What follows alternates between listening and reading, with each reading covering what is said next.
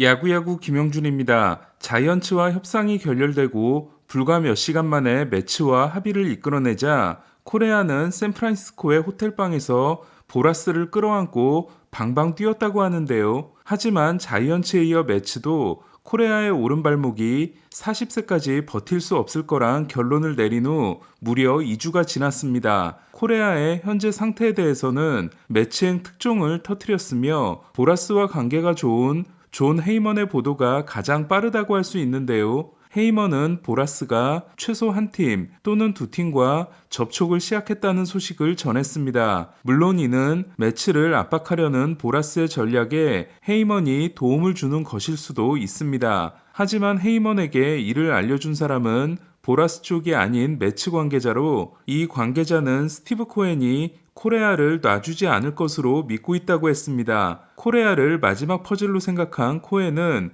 코레아의 오른 발목에 대해 상관없다는 입장이지만 실무진에서 문제 제기가 나오자 그럼 추가 협상을 해보라는 지시를 했고, 양측 변호사들은 12년 3억 1,500만 달러의 골격은 유지하면서 안전장치에 대한 협상을 하고 있다는 게 협상 관계자의 전언이라고 합니다. 저는 전에 부상 발생에 대비한 존 레키와 펠릭스 에르난데스의 계약 사례를 소개해 드린 적이 있는데요. 2005년 다저스와 5년 5,500만 달러에 계약했다가 옵트아웃을 사용하고 2년 만에 나와 보스턴과 5년 7천만 달러에 계약한 JD 드루는 수술을 받은 어깨 부상이 재발할 경우 보스턴이 마지막 두 시즌 중 한 시즌의 연봉을 주지 않아도 되는 권리를 보장받았고, 역시 보스턴과 5년 1억 1천만 달러에 계약할 때 발부상에 대한 우려가 있었던 JD 마르티네스는 그로 인해 한 해 12일 이상, 3년 동안 60일 이상 부상자 명단에 머물게 되면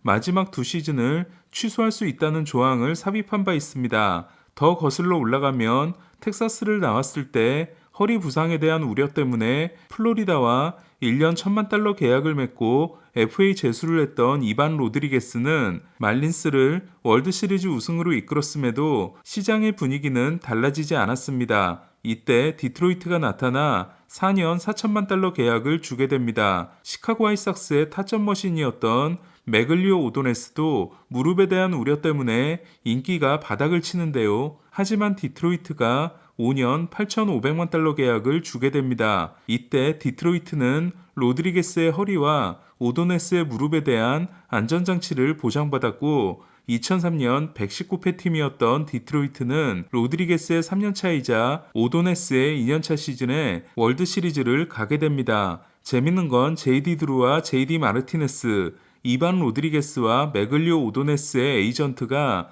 모두 보라스였다는 겁니다. 따라서 전체적인 골격은 그대로 유지하고 보호조항을 집어넣는 것으로 계약이 마무리될 거라는 게 현재 분위기입니다. 코레아에 비하면 바우어는 데드라인을 하루 남겨놓은 가운데 매우 불투명한 상황입니다. 바우어가 받은 324경기 출장 정지가 194경기로 경감되는 중재관의 판단이 나온 지 2주가 되는 날이 내일이기 때문에 다저스는 내일까지 바우어를 보유 선수 명단에 포함시킬지 포함하지 않고 방출할지를 결정해야 합니다. 방출하게 되면 다저스는 사치세 리셋도 물 건너가면서 2,250만 달러를 그냥 날리게 됩니다. 다저스에게 베스트 시나리오는 바우어를 다른 팀으로 트레이드하는 겁니다. 하지만 급한 쪽은 다저스고 바우어의 실전 능력도 검증이 안 됐기 때문에 다저스에게 불리한 트레이드가 될 가능성이 높습니다.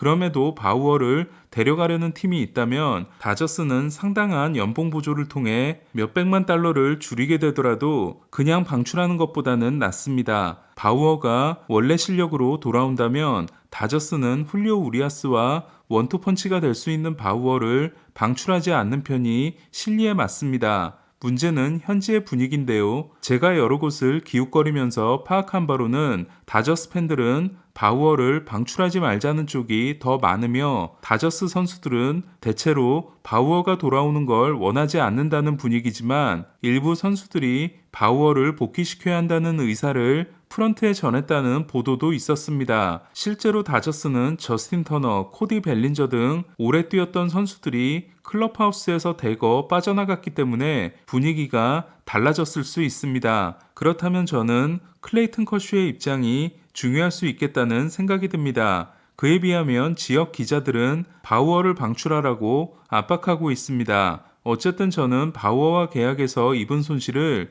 최소화하는 쪽이 더 맞다고 생각합니다. 이에 바우어를 데리고 시즌을 시작해 실력이나 동료들과의 관계에서 더 이상 함께할 수 없음을 확인하고 나서 방출하거나 트레이드를 해야지 지금 이대로 방출을 하게 되면 너무 큰 손해라는 생각이 듭니다. 여러분이 다저스 구단주라면 어떻게 하실 건가요? 커뮤니티에 투표를 걸어놨습니다. 어쨌든 다저스의 결정이 하루가 남은 가운데 매츠가 다저스에 3루수인 에두아르도 에스코바를 주고 데려가면 어떨까라는 망상도 해봅니다. 애틀란타에서 계약 이관 공시됐던 박효준은 클레임을 건 팀이 나타나지 않음으로써 계약이 메이저리그 팀에서 트리플 A 팀인 귀넷으로 이관됐습니다. 지난해 빅리그와 마이너를 7번이나 오가긴 했지만 시즌 내내 피츠버그의 40인 명단에 있었던 박효준은 이로써 40인 로스터에서 제외된 채로 스프링 캠프를 시작하는 더 험난한 길을 걷게 됐습니다.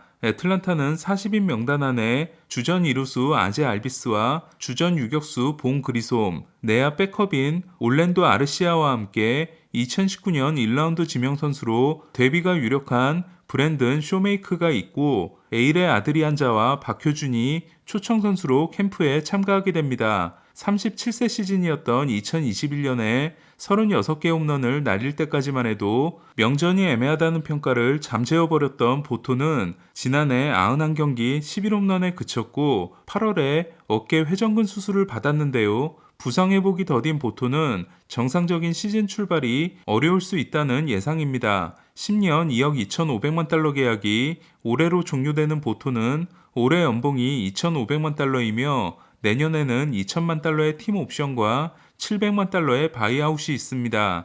올해 연봉이 1,800만 달러였던 무스타커스를 방출한 신시내티는 페이롤을 8,100만 달러까지 떨어뜨려 놨으며 올 시즌이 끝나면 아무런 보장 계약도 남지 않게 됩니다. 한편 보토와 미겔 카브레라는 승리 기여도에서 카브레라 67.7, 보토 64.3, 명전지표인 JAWS에서 카브레라 56.3, 보토 55.6으로 차이가 거의 없으며 6번째 투표를 통해 들어갈 것으로 보이는 헬튼이 승리 기여도 61.8, JAWS 54.2인 만큼 MVP 수상 경력도 있는 보토는 명예의 전당이 문제가 없을 것으로 보입니다. 양키스는 브라이언 세비언에 이어 오마 미나야를 단장 특별 보좌로 영입했습니다. 세비언이 드래프트의 강자라면 매츠 단장 시절 카를로스 벨트란, 카를로스 델가도, 페드로 마르티네스, 요한 산타나, 프란시스코 로드리게스 등을 영입했던 미나야는 중남미 스카우트의 강점을 가진 사람입니다. 세비언과 미나야의 합류는 브라이언 캐시먼의 입지가 흔들리고 있다는 증거가 아니라 본인의 절친들을 영입한 캐시먼이 오히려 입지를 강화하고 있는 쪽으로 해석해야 하지 않을까 합니다. 자이언츠는 토미 라스텔라를 방출했습니다. 자이디의 자이언츠는 부상 잘 당하기로 유명한 라스텔라와 2021년 3년 1875만 달러 계약을 맺습니다. 2019년 에인절스에서 첫 올스타가 됐지만 올스타전을 앞두고 파울 타구에 맞아 무릎 골절을 당했던 라스텔라는 건강하기만 하면 좋은 활약이 보장되는 글라스볼에 해당되는 선수로 입단하자마자 금이 간 라스텔라는 2021년 76경기, 2022년 60경기 출장에 그쳤고 2년 동안 승리 기여도 마이너스 0.4를 기록합니다. 이에 자이언츠는 계약 기간이 1년 더 남은 라스텔라를 DFA 함으로써 1,150만 달러의 자녀 연봉을 날리게 됐습니다. 리치 힐은 메디컬 테스트를 통과하고 피츠버그와 1년 800만 달러 계약이 확정됐습니다. 피츠버그가 12번째 팀이 된 힐은 19년 동안 모은 연봉이 7,500만 달러입니다. 오늘 소식은 여기까지입니다. 야구야구 김영준이었습니다.